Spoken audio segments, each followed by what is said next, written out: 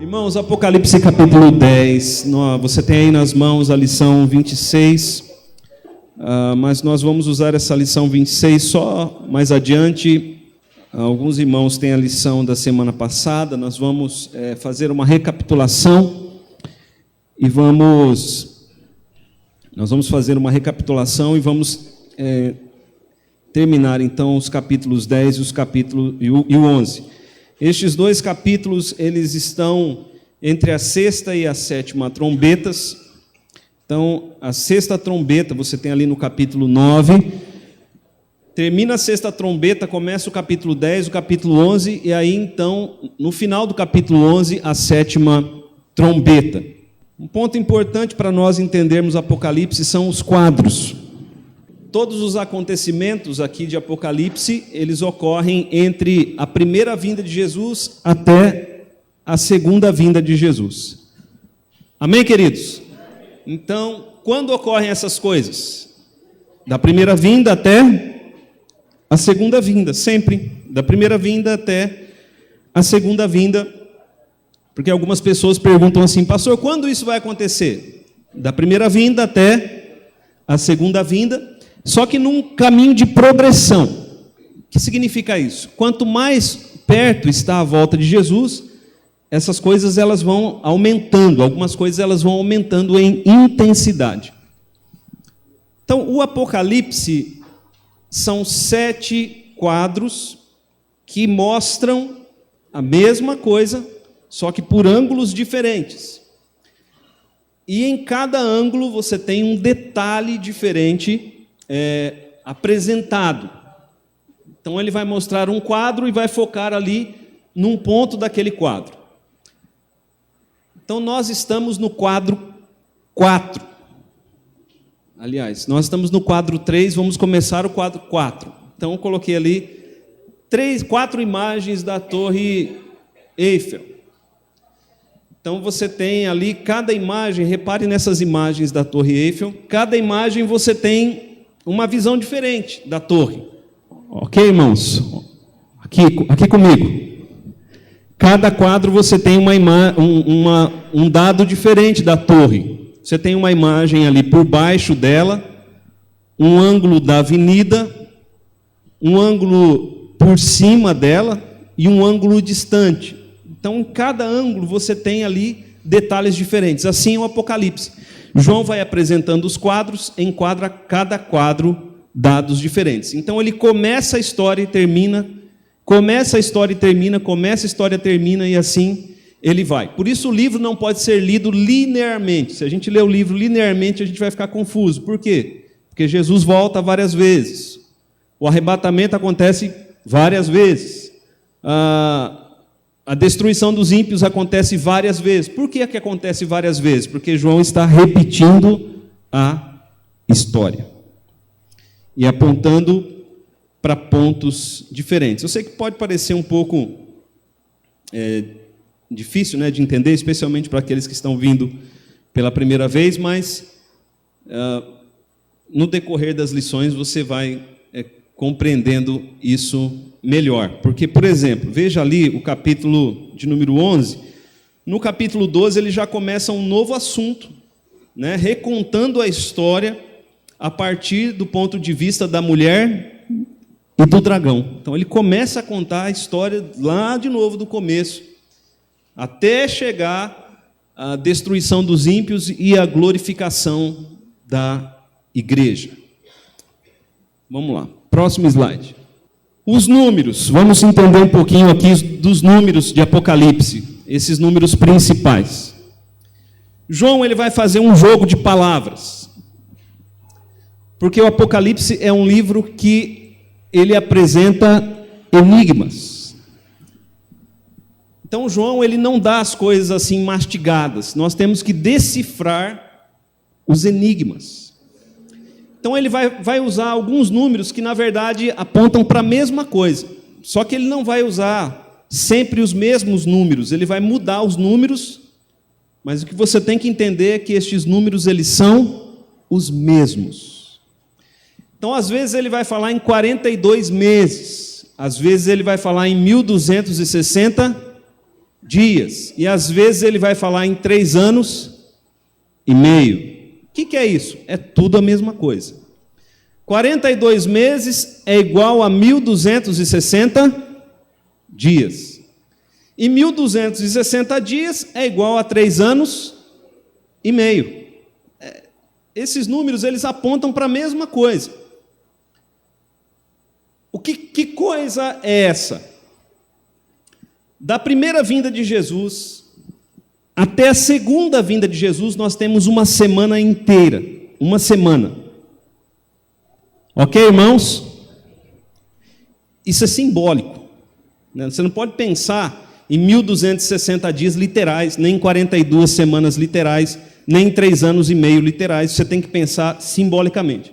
E simbolicamente nós temos uma semana inteira, 7 dias, uma semana inteira. E o que João vai nos mostrar em Apocalipse? Meia semana é de Deus e meia semana é do inimigo. Vocês compreenderam isso? Uma semana inteira, meia semana do povo de Deus, de domínio do povo de Deus, e meia semana de domínio do inimigo. Ok? Então, são tempos que serão dados. Deus vai dar meia semana ao povo de Deus. E Deus vai dar meia semana para os inimigos dominarem sobre o povo de Deus. Próximo slide. Ok, agora aqui um detalhe importante. Estas semanas, elas não vão ser divididas, a semana não vai ser dividida em tempos iguais. Lembre que é um enigma.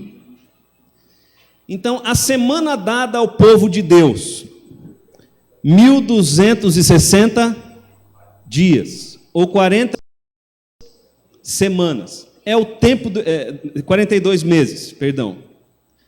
Se eu falei 42 semanas, onde eu falei 42 semanas, você entenda 42 meses. A semana dada ao povo de Deus, 1.260 dias, 42 meses ou 3 anos e meio. Esse tempo é o tempo de evangelização. É o tempo da pregação do evangelho. O inimigo vai se levantar contra a igreja, o inimigo vai pisar o povo de Deus nesse tempo? Vai, mas será um tempo em que o povo de Deus será vitorioso. Mas haverá um tempo em que o inimigo ele vai dominar o mundo. Esse tempo será de 3 dias e meio. Será um tempo abreviado. Veja lá Mateus capítulo 24, versículo 22. Mateus capítulo 24, versículo 22.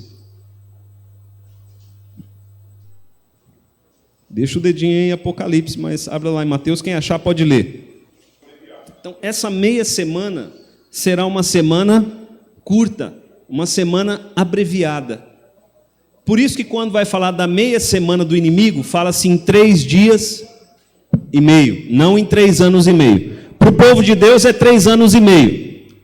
Para os inimigos é 3 dias e meio, porque é uma meia semana abreviada, essa semana de domínio do mal sobre o mundo. Próximo slide. Ok, deixa eu fazer uma pergunta aqui antes da gente continuar. Os irmãos entenderam essa questão dos números? Irmãos, então vamos lá. Vamos fazer aqui uma recapitulação, fazer as ligações. Apocalipse capítulo 10. Esses 2 capítulos, eles falam sobre a missão da igreja. Eu vou passar rapidamente sobre o capítulo 10. Ok? Porque nós já estudamos ele com detalhe. Então veja ali, capítulo 10, versículo 1. Vi outro anjo forte descendo do céu, envolto em nuvem, com um arco-íris por cima da sua cabeça, seu rosto era como o sol, e as pernas como colunas de fogo. E quem é este anjo forte? O anjo forte é Jesus. Esse anjo forte é Jesus. Por quê? Porque a descrição aponta para Jesus. Ele está envolto em nuvem. Quem aparece envolto em nuvem nas Escrituras? Deus. Ele tem um arco-íris por cima da cabeça. O arco-íris aponta para a aliança. Quem é aquele que é o Senhor da aliança? Deus, né? O rosto era como o sol. Jesus aparece lá em Apocalipse capítulo 1 com o rosto como o sol. As pernas como colunas de fogo. Jesus aparece lá no capítulo 1 como pernas como colunas de fogo. Então, este anjo, ele é Jesus Cristo. Esse anjo forte, ele é Jesus. Aos moldes do anjo do Senhor que aparecia no Antigo Testamento. Veja o versículo 2. E tinha na mão um livrinho aberto. E tinha na mão um livrinho aberto. Então, Jesus aparece com um livrinho aberto na mão. O que representa o livro? O que representa ter um livro na mão em Apocalipse? Autoridade. Ter um livro na mão representa autoridade. Lá no capítulo 5, nós vimos que Jesus tomou nas suas mãos o livro, que ali é o livro da história. E Jesus, então, ele tem consigo toda a autoridade. Ele mesmo disse, toda a autoridade me foi dada no céu, mas agora ele tem um livrinho, não é o livro, mas ele tem um livrinho, e esse livrinho ele está aberto. É uma autoridade menor que ele tem nas mãos, e uma autoridade que representa a mensagem do Evangelho a ser pregada às nações. Então, esse livrinho aberto significa que a igreja vai receber uma autoridade menor do que a de Cristo, mas debaixo da autoridade de Cristo, uma autoridade para pregar o Evangelho a todas as nações. Então, a igreja é dada, é entregue essa autoridade. Agora veja a posição do anjo. Versículo 2. Pôs o pé direito sobre o mar e o esquerdo sobre a terra. Então, qual é a posição do anjo? Pé direito sobre o mar e o esquerdo sobre a terra. Ok, o que representa isso? Pé sobre o mar. O mar, no Apocalipse, representa os inimigos de Deus. Então, Jesus ele tem autoridade sobre os inimigos de Deus. E o pé sobre a terra, o campo de evangelismo da igreja. Então, Jesus ele tem autoridade sobre tudo. Ele tem autoridade sobre o nosso campo de evangelização e ele tem autoridade sobre todos os inimigos espirituais. Cristo, ele é o cabeça de tudo. Ele tem autoridade sobre tudo. Nada foge ao domínio de Cristo Jesus. Versículo 3. E bradou em grande voz como ruge um leão. E quando bradou, desferiram os 7 trovões as suas próprias vozes. Logo que falaram os 7 trovões, eu ia escrever, mas ouvi uma voz do céu dizendo, guarda em segredo as coisas que os 7 trovões falaram e não as escrevas. Então, quem ruge como leão na Bíblia? Deus. Né? Se a gente viu os textos, né, em aulas passadas. Então, Jesus aqui, ele ruge como leão, 7 trovões desferem 7 vozes, só que essas 7 vozes, João não pode escrever o que elas significam. Então eu faço uma pergunta aos irmãos. O que significam os 7 trovões? E as 7 vozes? Tudo que a gente falar é especulação. Porque Deus disse que isso era uma coisa que não seria revelado à igreja. Mas o anjo faz um juramento. Veja o versículo de número 5. Então, o anjo que vinha em pé sobre o mar e sobre a terra levantou a mão direita para o céu e jurou por aquele que vive pelos séculos dos séculos. Então, queridos, esse tipo de juramento aqui é um juramento que só Jesus pode fazer. Ele levanta as mãos para o céu e faz um juramento. Qual juramento é esse? Versículo 6. Já não haverá demora. Esse é o juramento. Mas nos dias da voz do 7º anjo, quando ele estiver para tocar a trombeta, cumprir-se-á então o mistério de Deus, segundo ele anunciou aos seus servos, os profetas. O juramento então é esse daqui. Já não haverá demora. O juramento é esse. Já não haverá demora. E quando tocar a 7ª trombeta, tudo estará consumado. Todas as promessas de Deus, que Deus fez na história, virão sobre o povo de Deus. Esse é o juramento. Quando ele fala já não haverá demora, por que ele fala isso? Já não haverá demora. Porque às vezes parece demorado, não parece, irmãos? Pedro fala que ninguém julgue que está demorando a vinda do Senhor.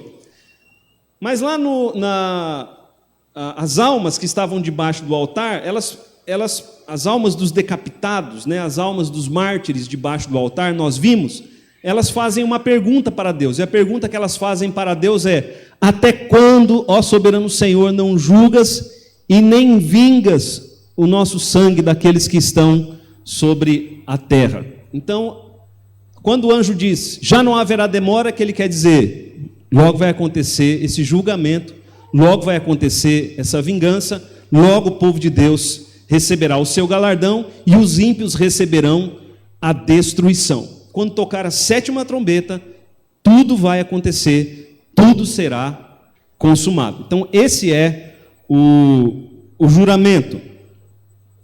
Até aqui, queridos, alguma dúvida? Não? Eu não estou lendo os textos que fazem referência aqui, porque nós já vimos, né? Então é só uma recapitulação, para você gravar bem.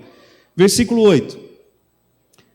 A voz que eu ouvi, vinda do céu, estava de novo falando comigo e dizendo: vai e toma o livro que se acha aberto na mão do anjo, em pé sobre o mar e sobre a terra.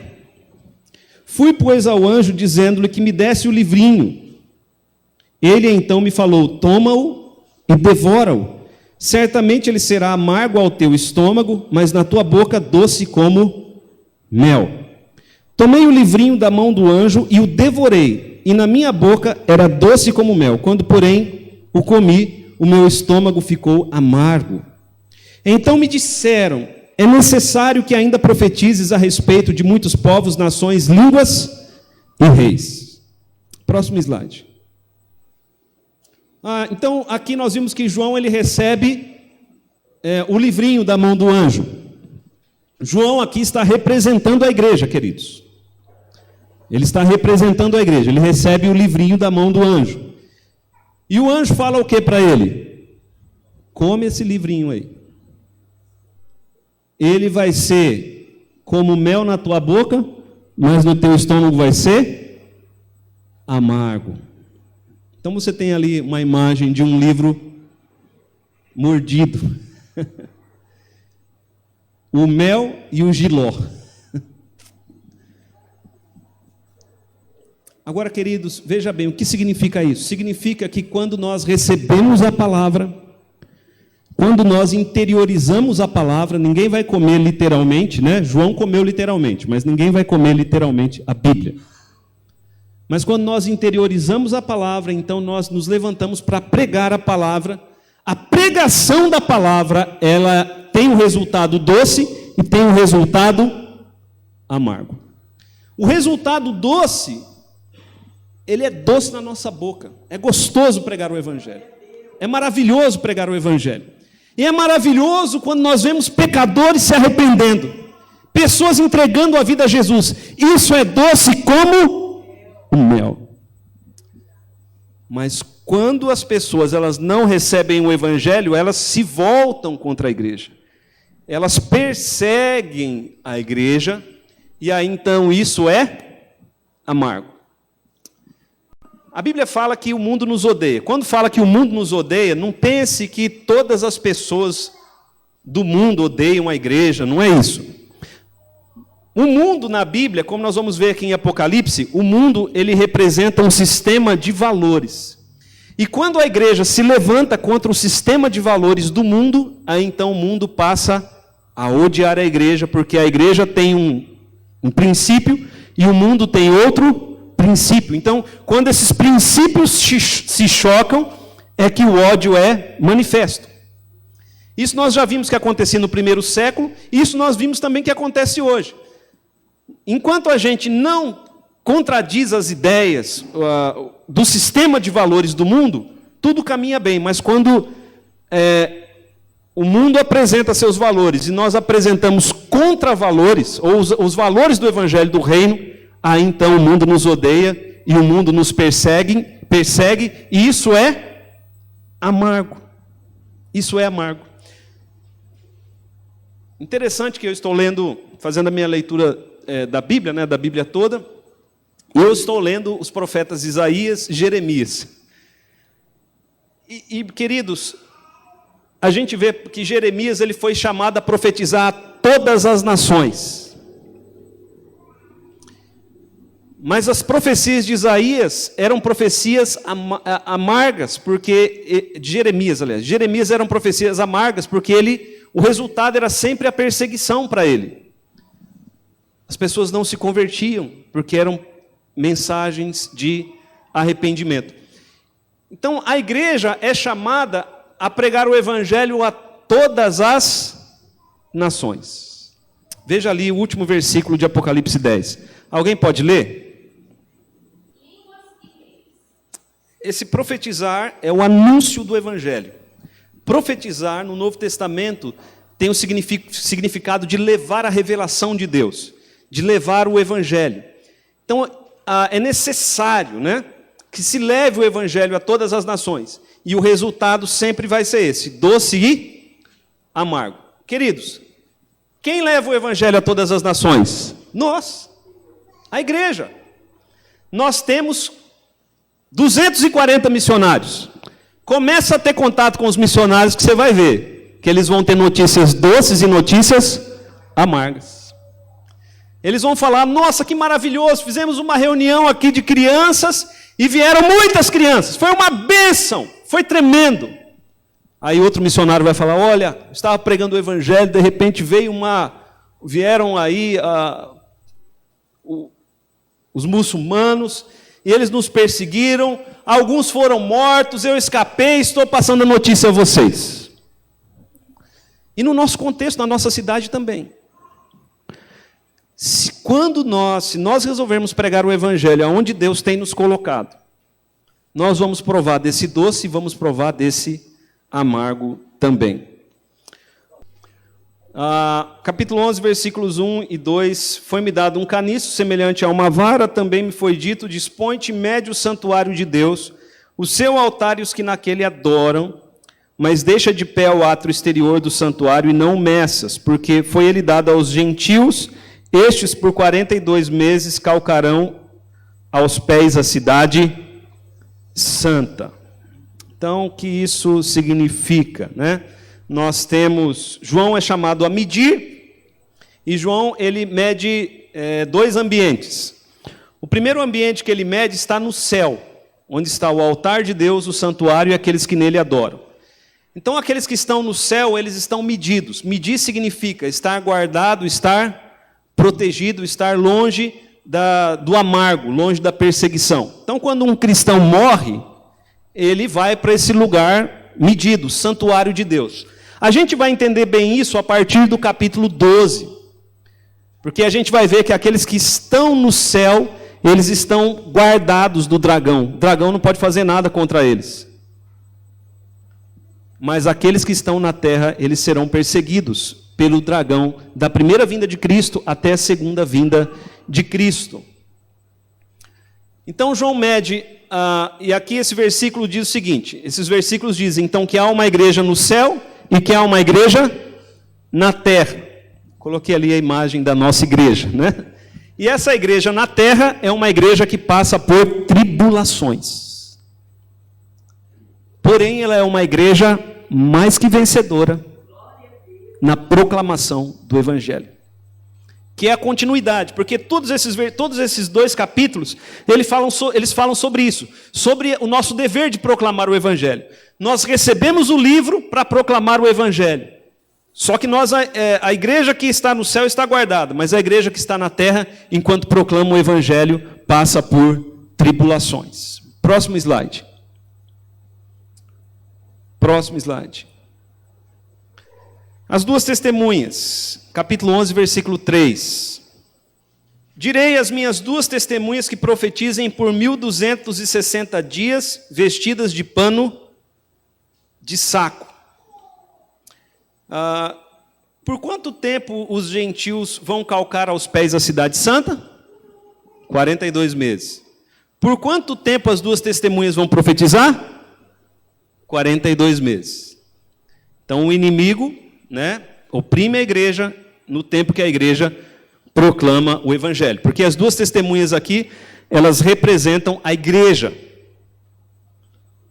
As duas testemunhas, elas representam a igreja de Cristo.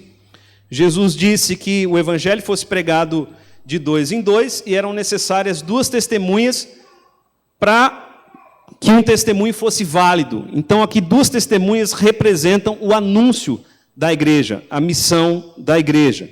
Veja o versículo 4. São estas as 2 oliveiras e os 2 candeeiros que se acham em pé diante do Senhor da terra. O que são oliveiras e o que são candeeiros no livro de Apocalipse? A igreja.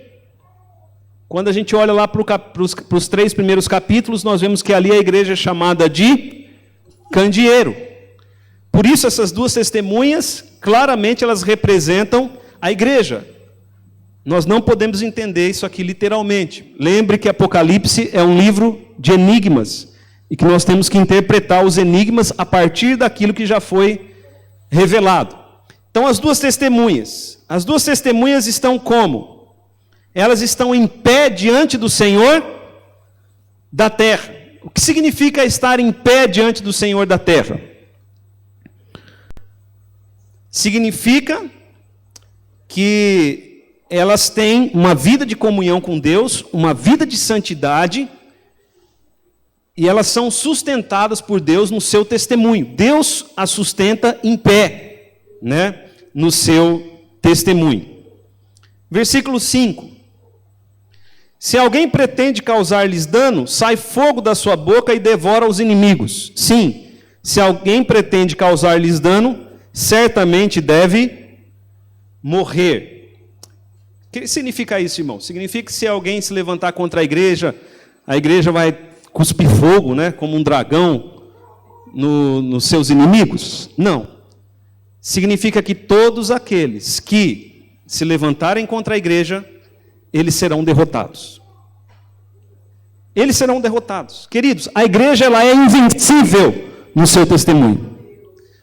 O Império Romano, nem o Império, ninguém conseguiu jamais barrar o anúncio da igreja. E todos aqueles que se levantam contra a igreja, eles receberão esses castigos aqui. Porque veja aí, o fogo e a morte são os castigos que receberão os incrédulos no dia do julgamento final. Mas também significa esse versículo que enquanto a igreja estiver engajada no seu projeto missionário, ela é invencível. Próximo slide. As portas do inferno não podem impedir o avanço da igreja. Nada pode impedir. Próximo slide. Próximo. Ok, vamos lá. Versículo 6. Elas têm autoridade para fechar o céu, para que não chova durante os dias em que profetizarem. Quantos dias elas têm para profetizar? 42 semanas ou 1260? É um tempo fechado. É um tempo fechado. Não é um tempo aberto, é um tempo fechado. Nesse tempo que elas têm para pregar o evangelho, nesse tempo que a igreja tem para pregar o evangelho, a igreja ela tem autoridade. Veja o versículo 6. Elas têm autoridade para fechar o céu, para que não chova durante os dias em que profetizarem. Tem autoridade também sobre as águas, para convertê-las em sangue, bem como para ferir a terra com toda sorte de flagelos, tantas quantas vezes quiserem. Eu faço uma pergunta: quem fechou os céus por 3 anos e meio? Elias. Por quanto tempo a igreja vai profetizar? 3 anos e meio, 42 semanas ou 1260. Quem converteu água em sangue? Moisés. Só que as testemunhas, elas têm mais autoridade que Elias e que Moisés. Elas vêm no mesmo espírito de Elias e Moisés. Elas vêm com uma autoridade dada por Deus. Quem pôde impedir o testemunho de Elias? Quem pôde impedir Moisés de tirar o povo de Israel do Egito? Ninguém, porque Deus era com eles. E Deus, irmãos, é conosco. Nós recebemos de Deus a autoridade. Jesus disse: toda autoridade me foi dada no céu e na terra, portanto, ide. A igreja, ela recebeu essa autoridade. Agora, o problema é que muitas vezes a igreja não faz uso dessa autoridade. A igreja não toma posse dessa autoridade. O que é fé? Fé é um instrumento de posse. E a igreja precisa, pela fé, tomar posse da autoridade. E orar como Elias orou, e ir com autoridade como Moisés foi. Senhor, eu vou em teu nome. Sei que vai ser doce, sei que vai ser amargo, mas eu vou debaixo da tua autoridade. O Senhor me deu a autoridade. E eu vou alcançar aqueles que o Senhor quer que sejam alcançados. Nada pode me impedir. Jesus disse, eis que estou convosco todos os dias. Jesus está com a gente de vez em quando, queridos? Ele não pisou sobre o mar, sobre os inimigos? Ele não pisou sobre a terra? Ele está conosco em todo o tempo. Se Deus é por nós, quem será contra nós? Se Deus é por nós, a quem temeremos? O Senhor está impulsionando a sua igreja a pregar o Evangelho a todas as nações. Agora veja as testemunhas.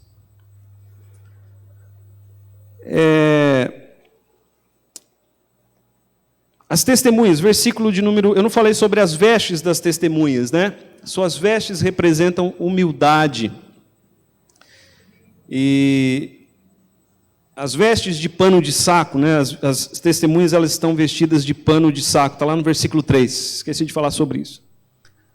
O fato delas estarem vestidas de pano de saco, o que significa pano de saco? Significa arrependimento. O principal significado é esse, arrependimento. Somente aqueles que se arrependeram podem pregar o arrependimento. Então, as vestes estão ligadas à mensagem das testemunhas. Mas veja ali o versículo 7. Próximo slide, passa o slide, por favor. Pode passar. Ok, isso mesmo. A vitória das duas testemunhas. Então, elas serão vitoriosas. Então, por um período determinado, olha aqui para mim, por um período determinado, 1.260 dias, 42 semanas, ou 3 anos e meio, por esse período determinado, as duas testemunhas são absolutamente invencíveis. Irmãos, nós estamos nesse tempo ainda. Esse tempo dura da primeira vinda até a segunda vinda de Cristo. Quem pôde impedir os apóstolos de pregar o Evangelho? Ninguém pôde. Quem pôde impedir os apóstolos de o Evangelho chegar a todas as nações? Ninguém pôde. Durante o nosso tempo de evangelismo, nós somos invencíveis, queridos. O problema é que muitas vezes nós não fazemos uso desse poder que Deus tem nos dado. Mas abra a sua Bíblia e pregue para as pessoas. Você é rico da palavra de Deus. Tem gente que não sabe nada, nada. Você tem muito a oferecer. Tem gente que acha assim, eu vou fazer um evangelismo, mas eu vou chamar o pastor para pregar. Porque eu não sei o que dizer. Queridos, fale o que Deus colocar na sua boca. Diga ao Senhor, Senhor, eu vou abrir a minha boca. E que Deus encha a minha boca. Quando eu a abrir. E Deus vai fazer isso, queridos. Quando Deus manda a igreja evangelizar, Deus diz assim, Jesus diz assim, não cuide daquilo que você vai falar. Porque na hora eu vou dar sabedoria e palavra que não resistirão. Você acha que isso não é verdade? É verdade, tome posse disso. Faça uma experiência. E você vai ver que na hora que você estiver pregando o Evangelho, Deus vai te dar sabedoria e palavra que ninguém vai resistir. Próximo slide. A derrota das testemunhas. Então, elas são invencíveis por um tempo, 3 anos e meio. Mas por 3 dias e meio, aí é a semana do domínio do mal sobre o povo de Deus. Tem essa parte ruim, né, que a gente tem que explicar. Vamos lá, versículo 7. Quando tiverem então concluído o testemunho que devem dar. Irmãos, quando é que elas vão concluir esse testemunho? Quando o evangelho chegar a todas as... O testemunho acabou. Esse é um tempo de Deus, nós não sabemos qual é esse tempo, mas sabemos que é um tempo determinado, 1260 dias. Quando o testemunho terminar, né? O testemunho que devem dar. O que acontece? Versículo 7. A besta que surge do abismo pelejará contra elas e as vencerá e as matará. Ó, queridos, lembra lá daquele abismo, do poço que nós estudamos, né? Um abismo, poço. Depois nós vamos ver com mais detalhes. Ele vai mostrar outro quadro com detalhes sobre a besta. Mas aqui ele só fala a besta que vem do abismo, por enquanto. Depois ele vai dar mais detalhes. A besta que vem do abismo, ela vai pelejar contra a igreja, vai vencer a igreja e vai matar a igreja vai ficar como morta. Em muitos países a igreja já está como morta. Em muitos países as pessoas não creem mais no Evangelho, não ouvem o Evangelho não tem mais efeito nenhum. As pessoas, elas se declaram ateus, elas se declaram que creem no surgimento do mundo do acaso, no evolucionismo, simplesmente assim. Né? Então, vai chegar um tempo quando o tempo do Evangelho terminar, a igreja vai ficar como morta. O testemunho da igreja, né? O amor vai esfriar no coração das pessoas, vai haver um aumento da iniquidade. Vai ser um tempo em que o povo de Deus, ele vai ser muito perseguido, muito oprimido. Um tempo de grande tribulação é o tempo dos 3 dias e meio do inimigo. Então veja aí. O seu cadáver, versículo 8, cadáver das testemunhas, o seu cadáver ficará estirado na praça da grande cidade, que não é uma cidade, é um enigma. Espiritualmente se chama Sodoma e Egito, onde também o seu Senhor foi crucificado. Qual que é o significado disso? Aqui tem um significado espiritual. O significado é que o cadáver vai ficar estirado na praça da grande cidade. O que significa isso? Eles não vão sepultar a igreja, mas a igreja vai ser um objeto de desprezo. Queridos, em muitos lugares a igreja hoje ela ainda já é objeto de desprezo. A igreja em muitos lugares é objeto de desprezo. Vamos para a igreja? Tem mais o que fazer, as pessoas dizem. Igrejas na Europa, nos Estados Unidos, templos enormes, estão vazios. Templos de 1.000 pessoas, ocupados por 10 pessoas. Então é um cadáver estirado na praça. Significa que a igreja ela é como um morto. Um morto ele não tem mais ação, não tem mais poder de atividade nesse mundo. Isso vai acontecer quando a besta sair do abismo, né, se levantar contra a igreja. Mas o que vai acontecer? A grande cidade, veja aí a grande cidade. Espiritualmente ela se chama o quê? Sodoma. O que é Sodoma? Sodoma é o lugar de pecado. Sodoma é o lugar de prostituição. Sodoma é o lugar de orgias. Isso é Sodoma. Então o mundo vai se tornar isso, queridos. Degradação da família. Sodoma aponta para a degradação da família. Então ela voltará. Sodoma voltará. E os irmãos se lembram o que aconteceu com Sodoma? Desceu fogo do céu e consumiu a cidade. Mas Sodoma voltará, e ela voltará em proporções mundiais, em proporções globais. E como fica a igreja quando Sodoma volta? A igreja fica como Ló na cidade de Sodoma. Ló, na cidade de Sodoma, ele era um justo, vivendo no meio de ímpios. Mas a grande cidade também, ela significa também o quê? Egito, e Egito é escravidão, opressão. Então o mundo se tornará um domínio da besta, a besta que surge do abismo. Ela dominará sobre o mundo, ela escravizará os homens, ela oprimirá, ela se levantará. Por que se chama Egito? Porque se levanta contra a igreja, porque oprime a igreja. Porque o Egito não é um lugar de opressão para os egípcios.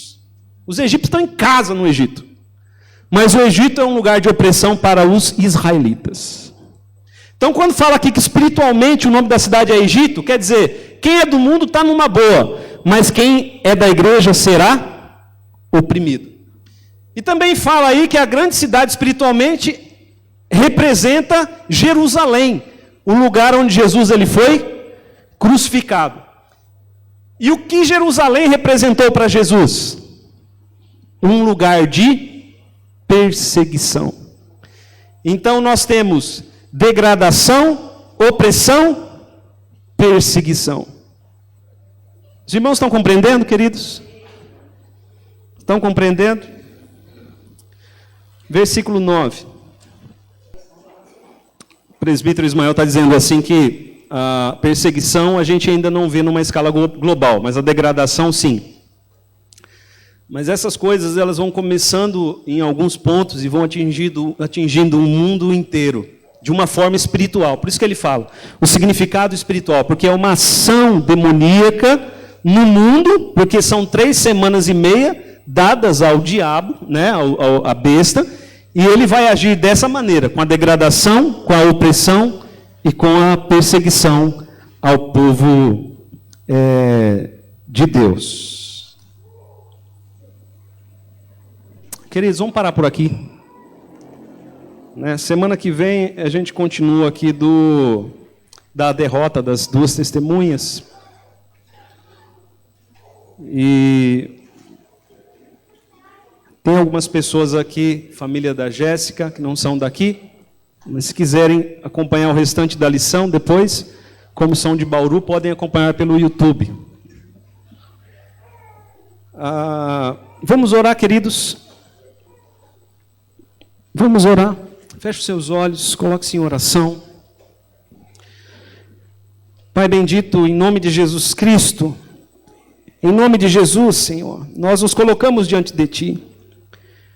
Pedimos, Pai, dá-nos de comer a Tua palavra. Ó Deus, dá-nos de nos alimentarmos dela. Que nós estejamos cheios dela, em nome de Jesus. Ó Pai querido, há receio no coração de muitos em pregar o Evangelho, porque sabem que o Evangelho tem um lado amargo. Mas nós pedimos ao Senhor força e coragem, porque o Senhor nos mandou. O Senhor disse a Josué, eu não te mandei, já que eu te mandei, então seja forte e corajoso. Pai querido, o Senhor tem nos mandado, dá-nos força e coragem, para testemunharmos de Jesus a este mundo. Sabemos, ó Pai, que aqueles que não conhecem a Deus, quando nos levantamos contra o seu sistema de valores, eles podem também se levantar contra nós, mas o Senhor nos deu autoridade, e nós não queremos ser omissos no uso dessa autoridade. Rogamos ao Senhor que nos use para alcançarmos aqueles a quem o Senhor quer que sejam alcançados.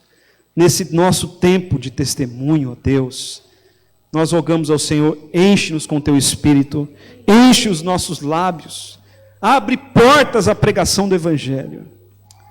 É em nome de Jesus que oramos. Amém.